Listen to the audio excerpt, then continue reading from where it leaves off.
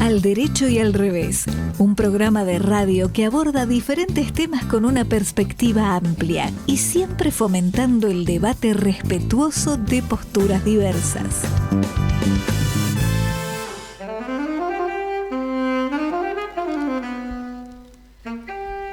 Bueno, hoy escuchamos poco de Piazzolla.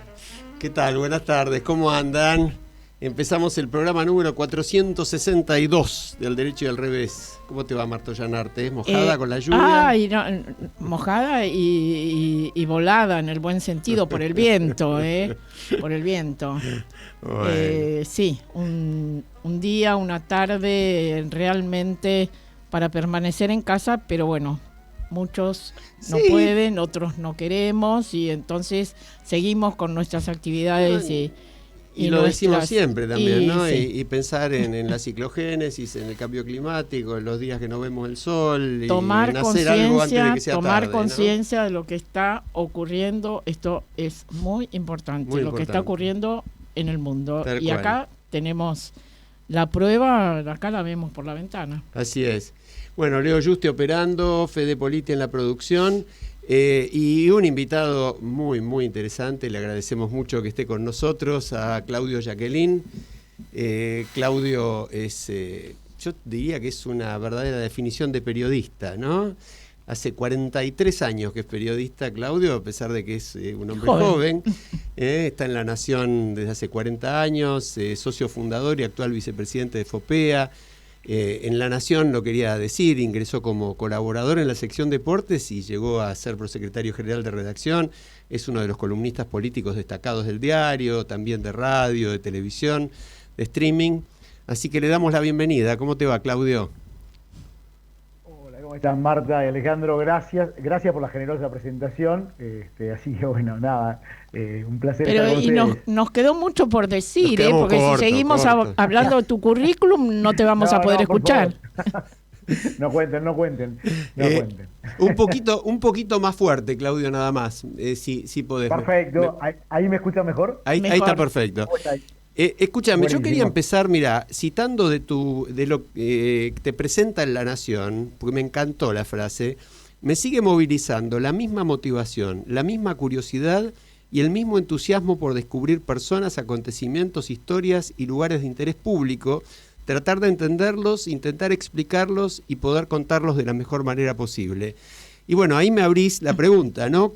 ¿Cómo ves hoy el rol del periodismo, el vínculo con la sociedad, la relación con el poder, el tema de las redes sociales? ¿Cómo lo ves? Déjame alguna pregunta a mí. Sí, pero después dejá que me conteste a mí. Bueno, la verdad es que miramos lo que uno puede decir como lo que se considera el periodismo en la época moderna.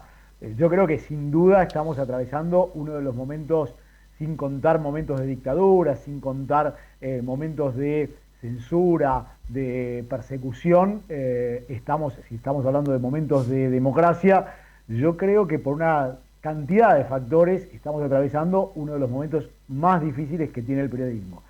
Y empiezo por el lugar quizá más cercano y el que más responsabilidad nos cabe, que es el vínculo con la sociedad y un proceso de descrédito, de deslegitimación, en el que algunas culpas tenemos y muchas tiene un contexto político y un ecosistema que se ha roto, donde la polarización, la deslegitimación, la aparición de voces con impacto social, pero sin ninguna responsabilidad ni códigos deontológicos para ejercer la comunicación, han hecho que se viva esta circunstancia que ha potenciado el poder de turno. Vivimos una etapa muy complicada durante el kirchnerismo, que creo que se agravó en este tiempo con el gobierno de Javier Milei, entre otras cosas porque la debilidad de la industria es mayor,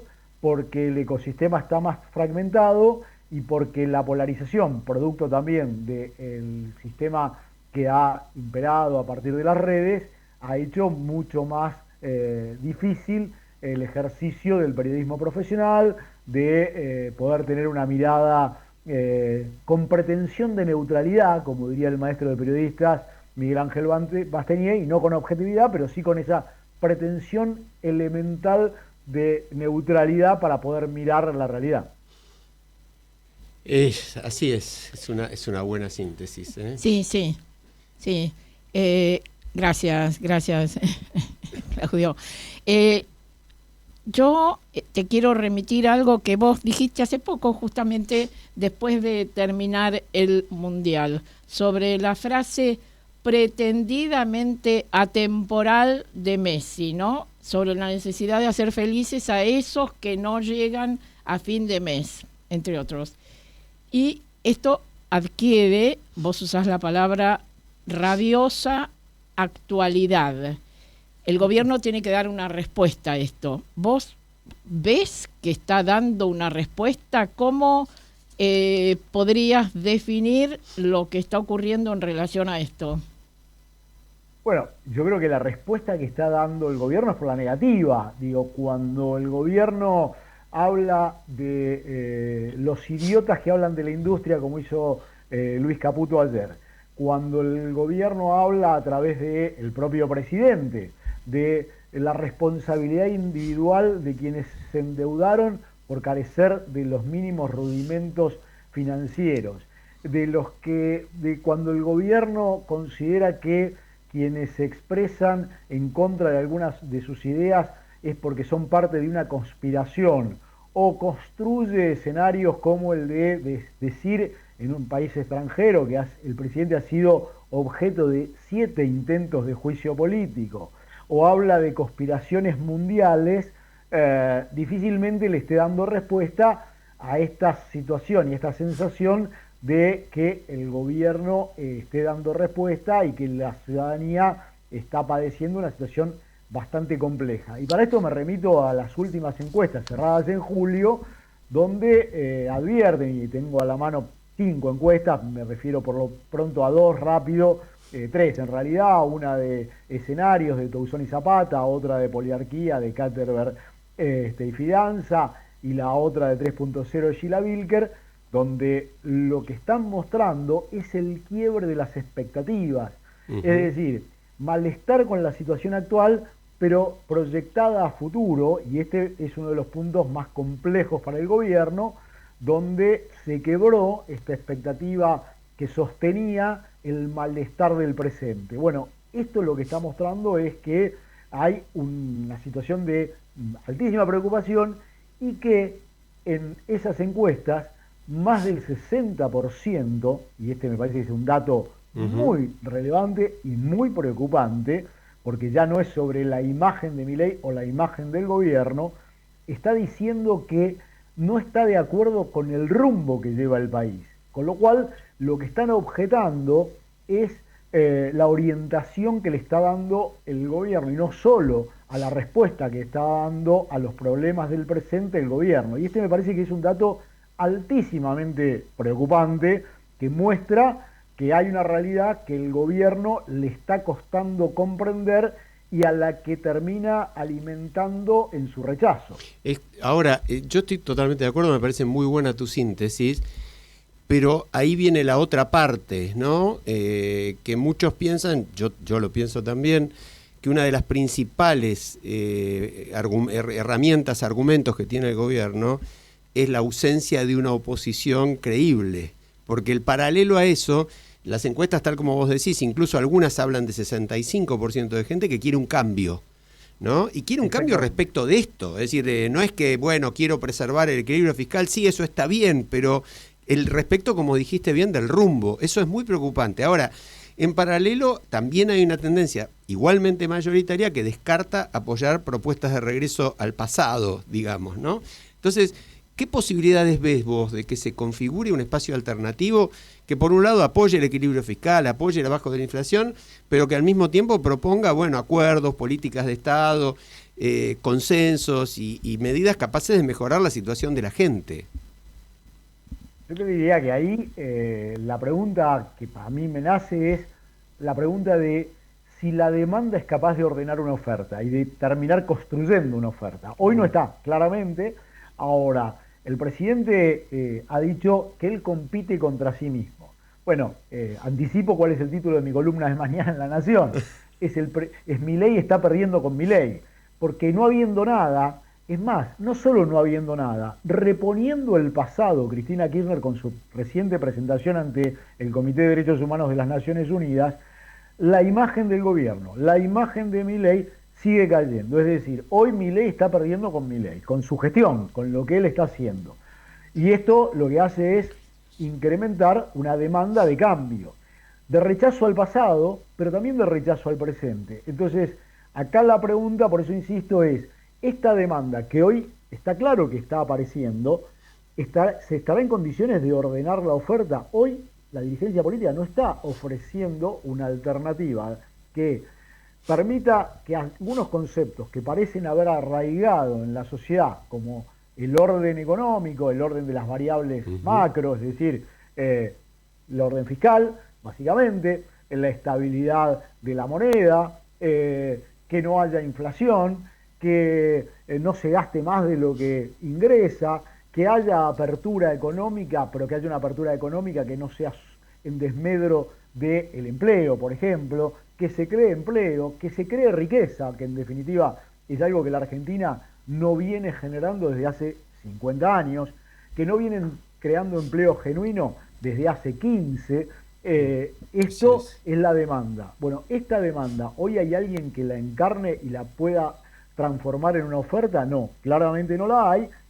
Ahora, lo cierto es que si esta demanda no se da, vamos a estar en un escenario muy complejo, porque lo que empieza a darse en la ciudadanía es esta reacción de hartazgo por un lado, rechazo por el otro, quiebre de expectativas, cierta angustia que nunca sabemos dónde deriva y que en un proceso democrático abre muchas alarmas. Me parece que este es el escenario que tenemos que ver, que debería estar viendo el gobierno y que debería estar revisando algunas de sus políticas, porque empieza a ver en su propio votante, y esto también me refiero a varios de los trabajos de demoscopía que hemos visto en el último tiempo, que sus propios votantes están con una visión crítica, inclusive lo que ha sido un votante muy potente para el oficialismo, que han sido los jóvenes. Y los jóvenes, como dice el trabajo que mencionaba de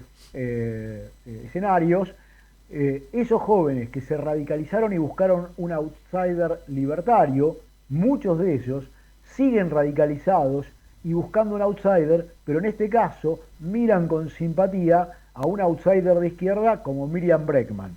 Con lo cual, si este escenario se potencia, quienes tienen que sostener al gobierno en el plano financiero van a estar mirando con mucha preocupación y pueden llegar a generar una situación en la que ya varios economistas advierten sobre lo que ahora se llama formación de activos externos y que en otra época llamábamos fuga de dólares y capitales. Yo voy a tomar el título de tu columna de mañana, que es Milei está perdiendo contra Milei, ¿no? Y acá estamos viendo en una pantalla de televisión que tenemos en el estudio que hay serios incidentes en el Congreso ante el debate en el Senado de la ley de inviolabilidad de la propiedad privada, etcétera. Pero nuestro presidente está huyendo a lo internacional porque en este momento está en Ecuador, reunido con Noboa. Mañana va a estar en la coronación como presidente de un personaje que hemos leído incluso antecedentes acá, muy preocupantes, que es de la Espriella. ¿Qué reflexiones te genera esto? Bueno, hay dos vetas que todo gobierno en problemas suele transitar. Una es la veta nacionalista, que al gobierno le intentó, pero le salió mal, porque hay lo que cualquier neurocientista llamaría disonancia cognitiva, porque entre la apertura, la propuesta de una ley de tierras, o la presencia de Cristalina Georgieva yendo a Vaca Muerta como gerenta de banco que va a ver la casa hipotecada, no concuerda mucho con explotar una veta nacionalista.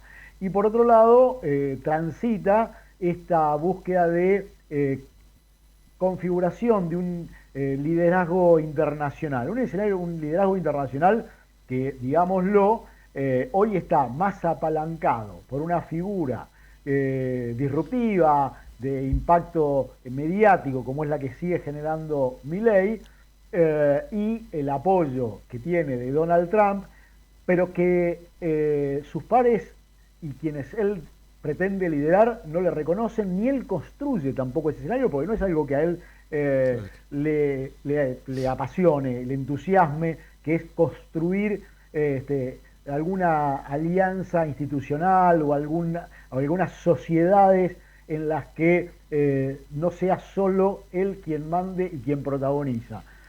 Por lo tanto, él oficia en buena medida como el embajador de los Estados Unidos de Trump en la región, y de alguna manera él lo explicitó con esta idea de avalar lo que se llama hoy la doctrina Monroe, y el interés de los Estados Unidos por convertirse en el hegemón de la región. Bueno, esto es algo que suele tener poco impacto, que suele confundir mucho a los presidentes. Los presidentes cuando viajan, me ha tocado cubrir varias giras de presidentes en el exterior, y los presidentes cuando viajan encuentran ahí una zona de confort fabulosa, porque sí, quienes lo rodean y las agendas que se le arman son los que están cercanos, los que lo van a elogiar, a adular, y después cuando vuelven la realidad les suena mucho más irritante, y este suele ser un problema, que sienten que no son reconocidos, que son profetas renegados en su tierra. Bueno, me parece que este es uno de los problemas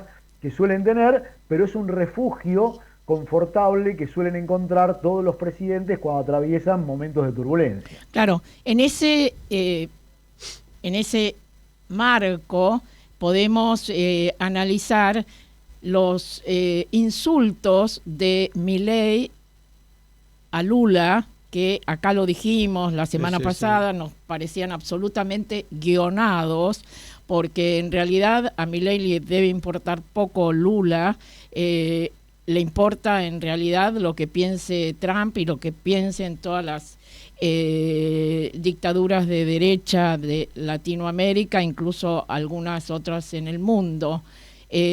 Y bueno, pero la gente se asombra por los insultos en este caso, cuando en realidad, reitero, y es mi convicción, está guionado. Sí, ahora yo agrego ahí, Claudio, porque me interesa mucho también tu opinión. Yo coincido en parte con Marta, viste que nosotros el programa es derecho y revés, así que necesariamente alguien tiene que estar del otro lado. Pero en paralelo, suena como poco, no quiero usar la palabra normal porque creo que no debería existir, ¿no? Pero suena raro que cuando estás hablando del vecino, del país vecino, un país hermano, limítrofe, con el cual tenés el mayor nivel de intercambio comercial, sin el cual estarías muy complicado económicamente, después de haber provocado el conflicto, se refuerce el conflicto desde un programa de televisión ya en la Argentina, y esto nos lleva a una situación que creo que no existió nunca en la historia, de retiro, digamos, de reducción de la representación diplomática encargado de negocios, que es una situación previa a una ruptura de relaciones diplomáticas. ¿Vos como analista ves que hay posibilidad de que esto escale o esto es circo y, como dice Marta, se va a quedar ahí? Yo creo que hasta que no transcurran las elecciones en Brasil no vamos a tener un cambio. Yo creo que de las dos partes hasta acá ya llegaron muy lejos.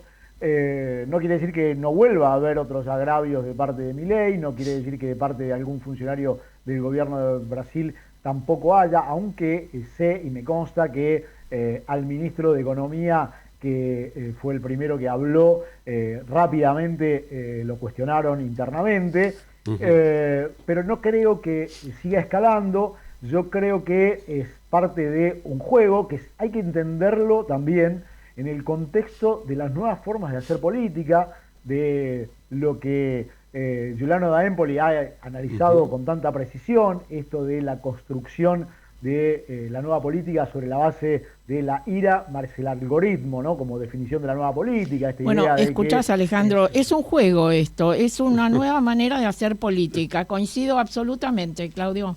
Sí, el tema creo es... que es eso y que hay que mirarlo ahí, ¿no? Porque, digo, no quiere decir que no sea peligroso, ¿eh? Claro, Claro. claro. No le resto a esto la peligrosidad, sobre todo cuando sos parte de un juego geopolítico que se te escapa, que vos no manejás, que tiene incidencia sobre tu realidad cotidiana y que puede llegar a ser muy costoso. Argentina, el nivel de dependencia externa que tiene sigue siendo enorme, por más que hoy esté duplicando sus exportaciones, tenga balanza comercial positiva, por el endeudamiento que tiene, por las necesidades que tiene de financiamiento. Con lo cual acabamos de ver que en medio de esta alianza crítica y mucho más que carnal con los Estados Unidos, fuimos a buscar la renovación del swap con China. Por lo tanto, digo, estás manejándose siempre sobre un filo demasiado finito que corres el riesgo de caerte y que además estás atado a un gobierno como el de Donald Trump, que va a enfrentar una elección crucial en noviembre, en la primera semana de noviembre, y que cuyo destino puede tener mucho impacto sobre la Argentina. Sí, tal cual. Yo quería citar una frase, digamos una cita tuya. En tu perfil de Twitter la citás a Marguerite Yourcenar. Decís, nunca han tenido curiosidad de conocerse ni decencia de aceptarse, ¿no? ¿Por qué no nos hablas de esa frase tan interesante y cómo aplica a las grietas, a las descalificaciones, a la polarización, a todo esto de lo que estamos hablando? Bueno, primero, es una cita extraída de un libro para mí maravilloso, espectacular, que es Memorias de Adriano, que todos deberíamos leer y releer muchas veces, porque es una anatomía del poder y de la humanidad, eso en primer lugar. Esa cita la puse ya hace muchos años, cuando la grieta ya se había apoderado de la Argentina, y para mí dice casi todo, digo, porque la curiosidad por conocer al otro y la decencia de aceptarlo es el mínimo de una convivencia civilizada. Por lo tanto, cuando eso desaparece, entramos en una situación de conflicto constante y riesgo de, yo creo que, y por ahí suena exagerado lo que digo, pero riesgo de desintegración nacional y social. Digo, cuando vivimos alimentando ese tipo de discrepancias y negando al otro y no teniendo ni la mínima curiosidad por saber por qué piensa lo que piensa y por qué hace lo que hace, y solo nos genera la descalificación, lo que estamos es negando al otro, y cuando negamos al otro, lo que termina ocurriendo es que la negación implica el primer paso para la desaparición, para la deshumanización, para la cosificación. Y yo creo que este es un poco el tiempo que vivimos y en el que la política alimenta, desgraciadamente ya de hace muchos años, pero que lo que significan las redes, los sesgos, las cámaras de eco, las burbujas de sentido, solo terminan propiciando y generando una situación muy compleja para poder construir un país socialmente integrado.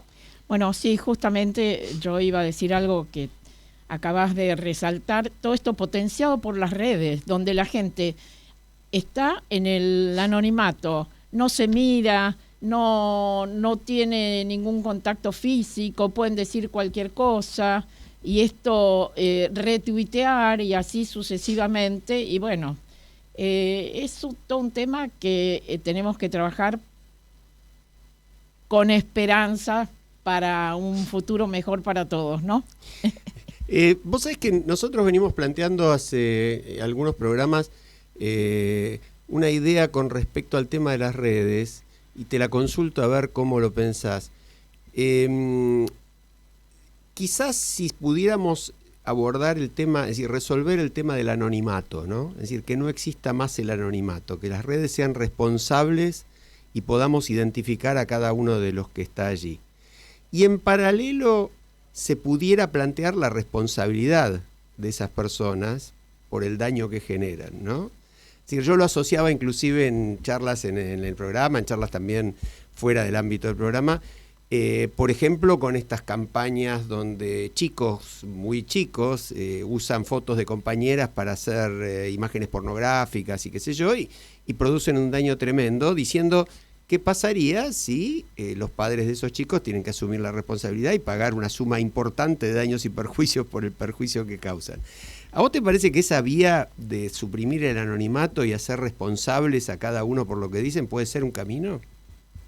A ver, yo no tengo duda que el anonimato es el gran causante de esta dinámica perversa, hostil, violenta, que genera este tipo de cosas. Me cuesta mucho pensar en que sea posible y además debo decirte algo, Alejandro y Marta, es una batalla que vengo perdiendo hace 20 años, porque esa batalla la empecé a dar adentro de La Nación cuando se habilitó la apertura a comentarios de personas innominadas, anónimas o por seudónimo.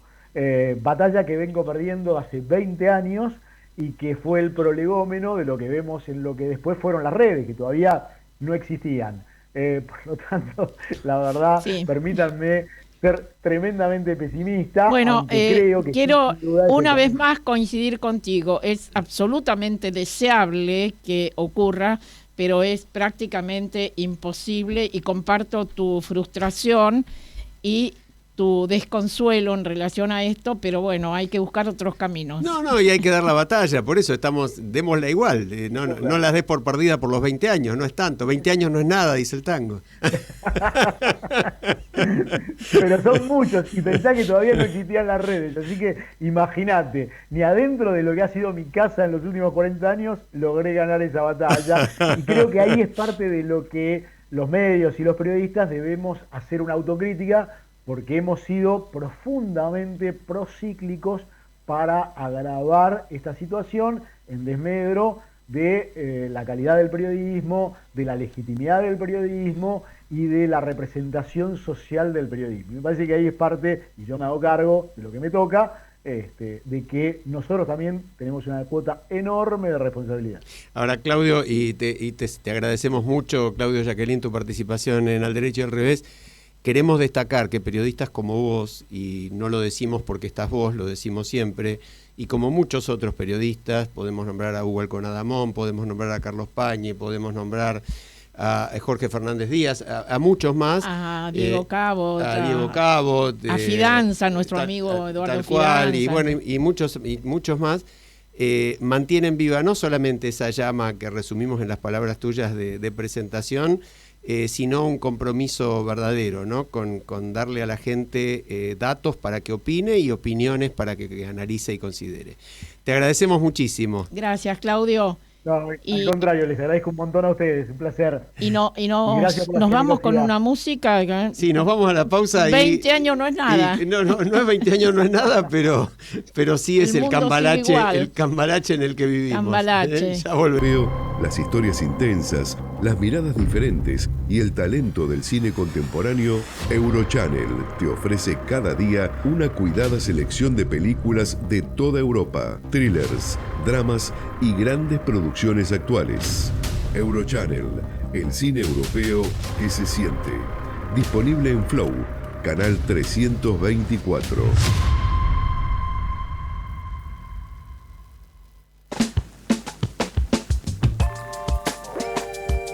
Radio Cultura. Bájate la aplicación y escuchanos online. Radio Cultura para iPhone. Disponible en App Store.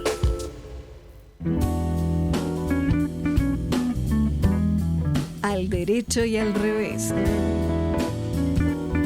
Un programa que invita a pensar con la mente abierta sobre los temas actuales, políticos, institucionales, judiciales, económicos, sociales, científicos y de interés general.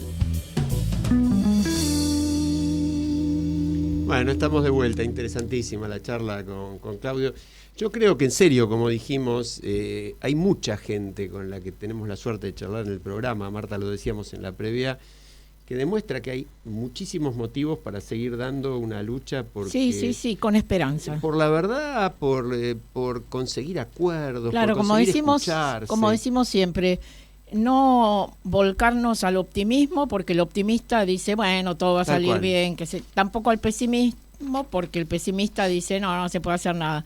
Nosotros desde acá lo que decimos es, sí, señora, señor, se puede hacer algo, que es recorrer un camino esperanzado, donde sepamos que siempre hay cosas que se pueden hacer en relación aún a las situaciones más difíciles. Sí, y comprendiendo, vos lo decís siempre, que cada uno tiene su responsabilidad de participar.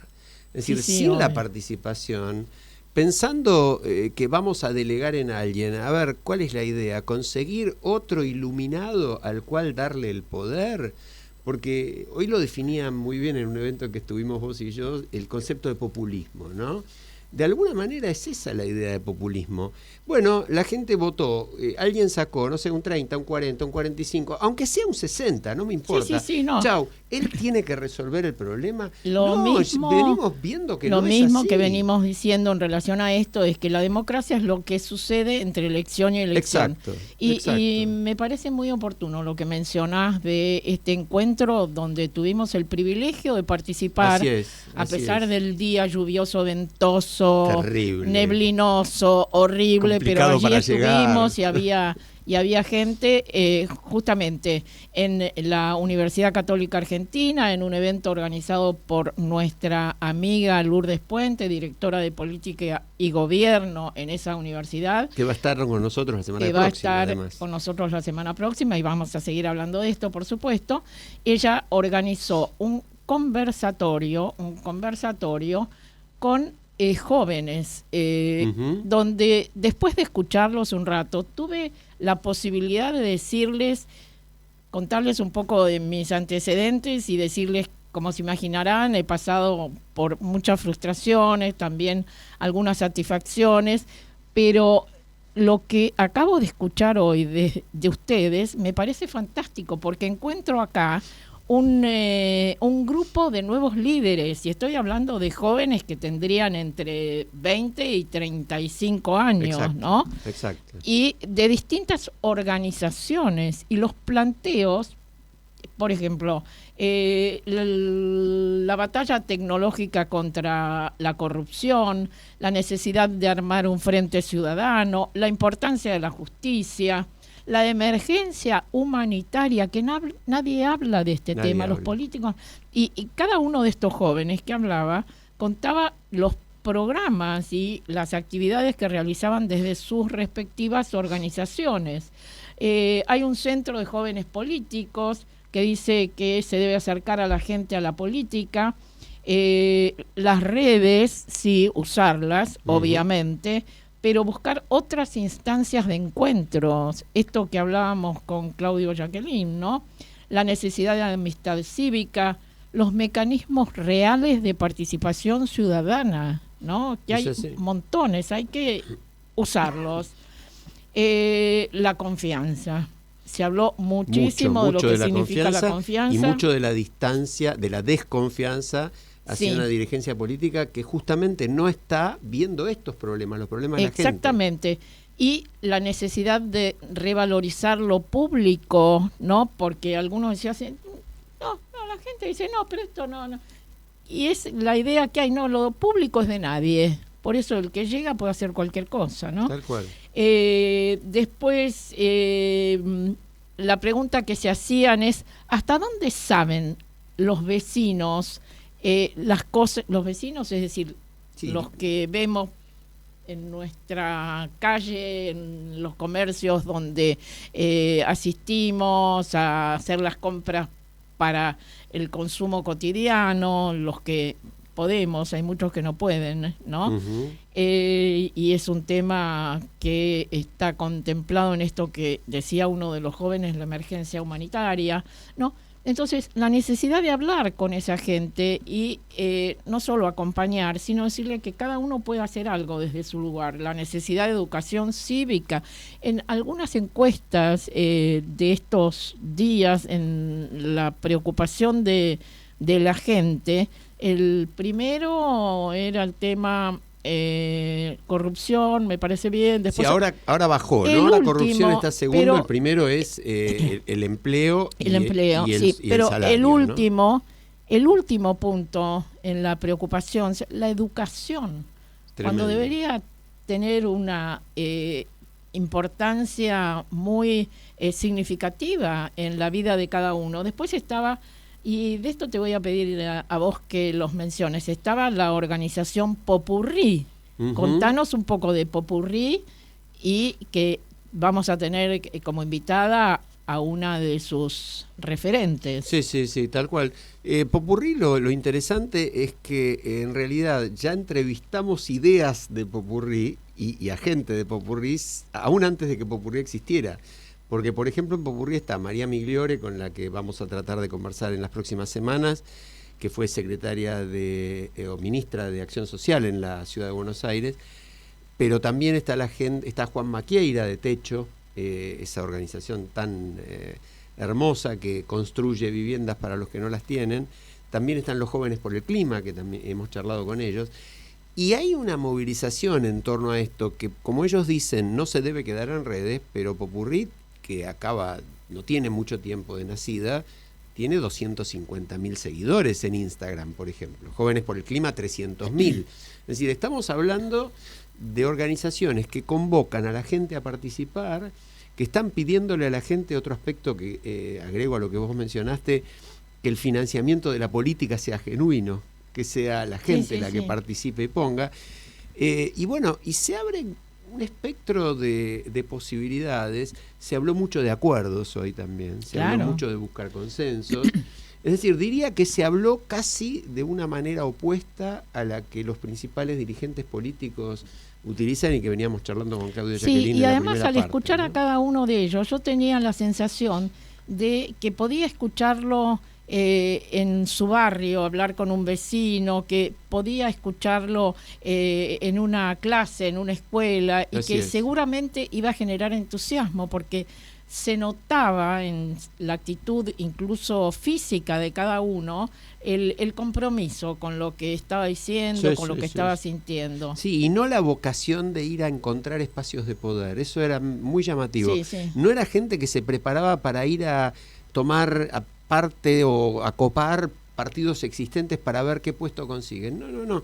Estos eran genuinas expresiones de participación democrática. Esto, derecho, absolutamente derecho, pero yo quiero ir un poco al revés, porque venía acá hacia el programa, escuchaba radio y escuchaba a esta joven que corrió semidesnuda por la Avenida Libertador, gritando, y detrás de ella un señor que después supimos, Facundo Moyano, que fue diputado nacional, que es parte de una familia poderosa, no hace falta que digamos quiénes y qué hacen. Y esta joven hoy dijo que lo que le ocurrió es que tuvo un brote psicótico y que ya pasó, y que Facundo no tenía nada que ver, y estaban los dos absolutamente drogados. Entonces yo quiero pedir, si vos me permitís, quiero pedirle, no sé, ayuda nuevamente a Tute. Tute, si nos estás escuchando, sabes que con la realidad nos sale de su asombro, no nos alcanza. No nos alcanza. Por favor, una viñeta que pueda dar cuenta de esto, como solo él sabe hacerlo, con un dibujo y una frase, ¿no? Porque además, vos mencionaste, y esto me parece fantástico, los jóvenes que vimos hoy, los grupos estos que vimos hoy, tienen uno 200.000 seguidores, el otro 300.000, cosa que nosotros quisiéramos tener también, pero no tenemos por ahora. Esta joven que corría semidesnuda gritando tiene 300.000 seguidores. Sí, esa es la otra parte de la realidad de las redes, como también el anonimato, como también la fake news, efectivamente. Ahora, en esto de la realidad que no sale de su asombro, y vamos a escucharlo a Charlie antes de que se nos acabe el programa, porque es muy interesante lo que él plantea y damos un pequeño giro. Pero uno tampoco sale de su asombro frente a algunas declaraciones, ¿no? Mencionamos las de Milei sobre Brasil. Pero cuando el ministro de Economía dice si yo te ayudo a vos porque tomaste mal un crédito y no sé si tomaste mal el crédito porque no llegabas a fin de mes o porque alguien te contó que Milei se iba y especulaste con que el dólar se iba a ir a 3.000. Es decir, y después el presidente dijo lo mismo, dijo es un problema de privados. Estamos hablando del tema de la morosidad, que lo venimos charlando en el programa, que alcanza en total a una cuarta parte de la población del país. Y que tiene que ver, hay un artículo que yo recomiendo realmente que se lea, Javier Milei en la encrucijada entre el voto moroso y el voto terrorista, de Luciana Vázquez, en La Nación de hace un par de días, donde Luciana con muy buen criterio menciona que el aumento brutal de la morosidad se produjo cuando el gobierno levantó las tasas de interés para evitar que el dólar se le dispare, esto antes de las elecciones del año pasado y que lo tenga que salvar Trump, porque eso también nos lo olvidamos, es tan intenso todo, y ahí se disparó la morosidad de una manera espectacular. Entonces, no salimos del asombro ante una mentira tras de otra, ante estas cosas que nos dejan un poco atónitos, ¿no? Pero bueno, si querés lo escuchamos a Charlie, que tenía algo que decir también en relación a este tema. Bueno, yo espero que Tuste nos escuche también, nos haya escuchado y se inspire para una nueva viñeta que dé cuenta de todo esto. Lo escuchamos a Carlitos March. Hola gente, ¿cómo están? Hoy voy a referirme a un tema que abordó el presidente Javier Milei vinculado al concepto de batalla cultural de Antonio Gramsci. Si bien ideológicamente Gramsci, de origen marxista, y Milei, libertario, no coinciden, podemos sostener que ambos entienden la batalla cultural desde dos líneas básicas.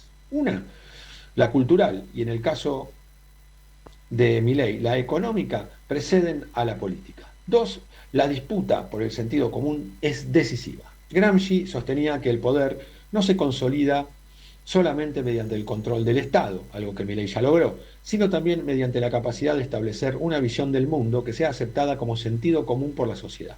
Para ello, la disputa central ocurre en escuelas, universidades, medios de comunicación, organizaciones civiles, espacios culturales, ámbitos intelectuales. Sectores a los que Milei apuntó recientemente al deslizar que en esos ámbitos, bajo el disfraz de periodistas, profesores e investigadores, lo que había en realidad eran terroristas. Gramsci propuso la llamada guerra de posiciones, que consiste en sostener una lucha prolongada por la influencia cultural antes de la conquista del poder político, mediante una acumulación gradual de influencia cultural e intelectual dentro de la sociedad. Milei, ya conquistado el poder, pasó de la guerra de posiciones a una posición guerrera, sobreactuando su narrativa pública y llevando adelante dos estrategias en simultáneo. Por un lado, la mencionada batalla cultural, esa instalación de una cosmovisión, una manera de ver y ordenar el mundo por medio de la creación de think tanks y centros de estudio, de desarrollar medios alternativos, de formar cuadros intelectuales y comunicadores, de difundir nuevas narrativas en redes sociales, de cuestionar conceptos instalados en el lenguaje público.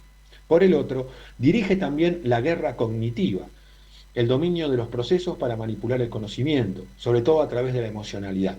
Y para ello emplea diversas estrategias. La más visible se logra a partir de dominar la narrativa pública de manera muy simple. Eslogan, mata argumentos. Pero a la vez incorpora técnicas de psicología, comunicación, tecnología, inteligencia y análisis de datos para influir en los procesos mentales de la sociedad.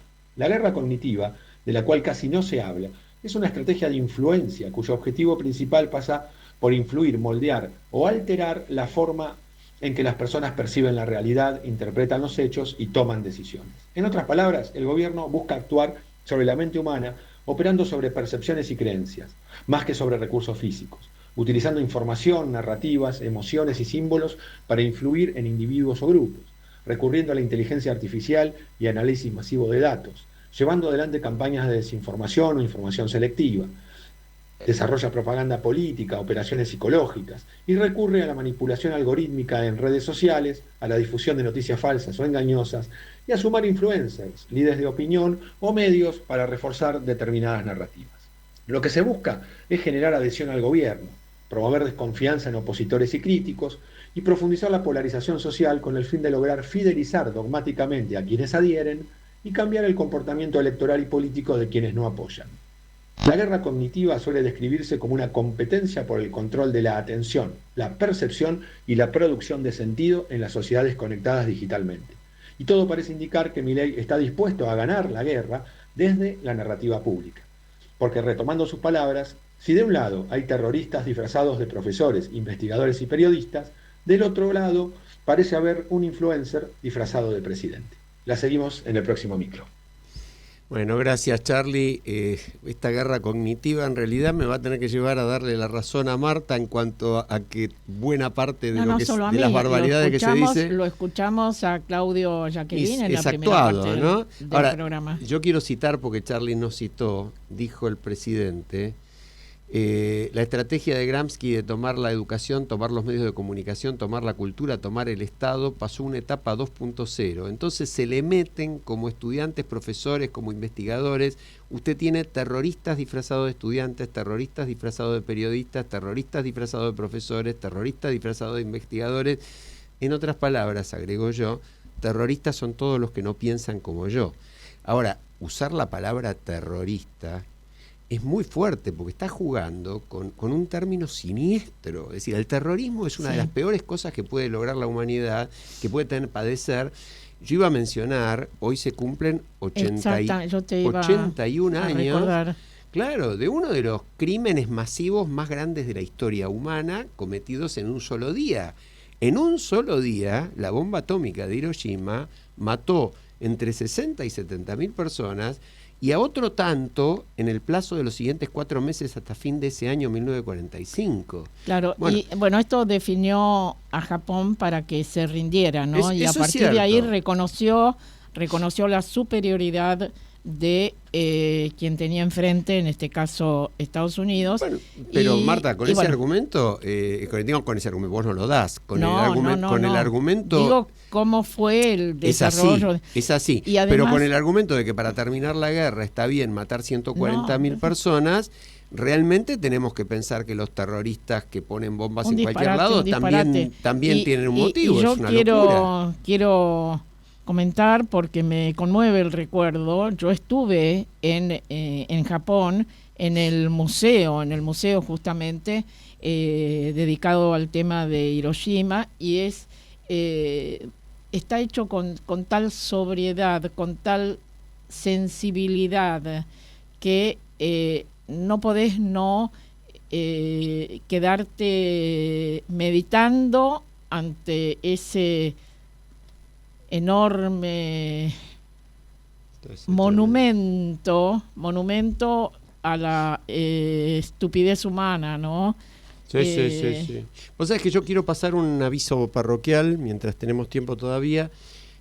Por un lado, les proponemos a nuestros oyentes el acceso a un libro muy interesante que se llama La negación del olvido, política de desaparición forzada de personas, que reproduce un evento muy interesante, coloquio de París, realizado entre enero y febrero de 1981, en la época del exilio de tanta gente fuera de la Argentina. Vos lo conocés perfectamente el tema.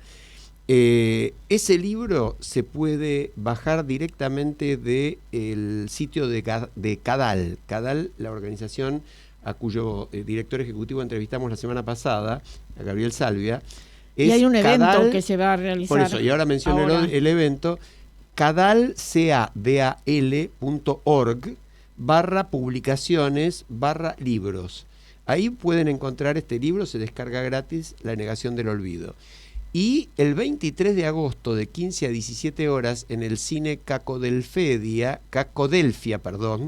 en la sala 3, en Avenida Presidente Roque Sáenz Peña, Diagonal Norte 1150, repito, 23 de agosto de 15 a 17, se va a proyectar un documental que se llama Humanos, que es un documental de 50 minutos de duración sobre la solidaridad democrática internacional durante la última dictadura militar, donde se destaca la labor comprometida con los derechos humanos de periodistas y diplomáticos extranjeros, y se va a entregar también el premio Graciela Fernández Mejide 2026. Bueno, nos parece que son eventos que son muy recomendables, y la memoria verdaderamente no hay que perderla. No, por supuesto que no. Un tema en paralelo, vos lo estabas también mencionando, y en la previa charlamos un poco, tiene que ver con los números que daba también Claudio Jacqueline en las encuestas. Hay un aumento muy significativo de la pobreza en el primer trimestre, que tiene obviamente que ver con esta caída del gobierno. Estamos hablando de 600.000 nuevos pobres. Y yo cito a Arriazu, conocido y destacado economista, que ha estado muy cerca del gobierno y que inclusive tiene una relación personal con el presidente. Y Arriazu dijo: cae el Gran Buenos Aires, que es el gran perdedor por la apertura, y esto plantea un desafío. Otros países tomaron medidas y Argentina debería tomar medidas porque esto genera bolsones de descontento, desempleo y pobreza justo en la zona políticamente más intensa. Sí, las notas de estos días resaltan la pobreza nuevamente en el 30%, la indigencia al 6%, y bueno, uno habla de porcentajes y no se imagina detrás de esos porcentajes los millones de personas. Claro, tal cual. Y las carencias absolutas que tienen, y no nos quedemos en el tanto por ciento, sino imaginemos a las personas concretas. Lo que dijimos aquella vez con respecto a los niños pobres, ¿no? ¿Cuántos estadios de River se podían llenar? Sí. Ahora, en ese contexto, otra vez, el ministro de Economía ayer a la tarde, para todos los tarados que hablan de la industria, y señaló las cosas que eran más caras en la Argentina que afuera. Pero para todos los tarados que hablan de la industria, qué innecesario, ¿no? Hoy le contestó el presidente de la UIA, que dijo que son declaraciones poco felices, que no ayudan al diálogo que tanto se necesita para sacar a este país adelante, y dijo: defender la industria no es incompatible con defender la estabilidad macroeconómica, la baja de la inflación, el equilibrio fiscal y la normalización de la economía. Y yo agrego: defender fuentes de trabajo, porque están hablando de otras 3.000 empresas que cerrarían con más de 100.000 puestos de trabajo menos este año. Sí, a esta manga de tarados que menciona todas estas cosas, yo les diría que tengamos en cuenta lo que está pasando en este preciso momento en la zona del Congreso. Hay autos atrapados entre la policía y los manifestantes, hay heridos, ha habido lanzamiento de gases lacrimógenos, se han roto veredas, bancos y bueno. No, y además, mientras nuestro presidente debe estar cenando seguramente en Ecuador, para después irse a Colombia. Rodeado de oropeles y sí, ahora, vos fíjate que en paralelo, esto lo dicen varios medios ahora, a estas horas, el gobierno termina retirando este proyecto lamentable de permitir la extranjerización de tierras sin límite. No les volvemos a recordar en un segundo a la audiencia, hay un límite del 15% en cada jurisdicción para lo que pueden tener los extranjeros de tierras, justamente para que no se apropien de glaciares, de minas, de lugares muy valiosos. El gobierno terminó proponiendo un 25%, primero proponía que se libere por completo, sí. Es decir, que se puedan comprar toda una provincia, después llegó al 25%, y cuando vio que efectivamente la reacción popular amplísima estaba en contra del proyecto, retiró esa parte del proyecto. Pero quedó esto, por lo cual ahora están quedó la llamada ley de inviolabilidad de la propiedad privada, que también tiene una cantidad de elementos, sobre todo en la posibilidad de desalojos muy abruptos, etcétera. Bueno, un tema para charlar más detenidamente. Pero lo que se planteaban muchos columnistas es un poco el título del artículo de Claudio Jacqueline, ¿no? Es decir, el enemigo es mi ley contra mi ley. ¿Qué necesidad de seguirse tirando balazos en los pies, no? No se comprende. Bueno, nos están echando. Ahí Fede nos hace señas. Y si yo te digo que me quedo, no me voy nada. Bueno, un abrazo para todos. Hasta la semana que viene. Nos vamos con el Nano Serrat, que siempre tiene un toquecito de sabiduría y de belleza para regalarnos. Como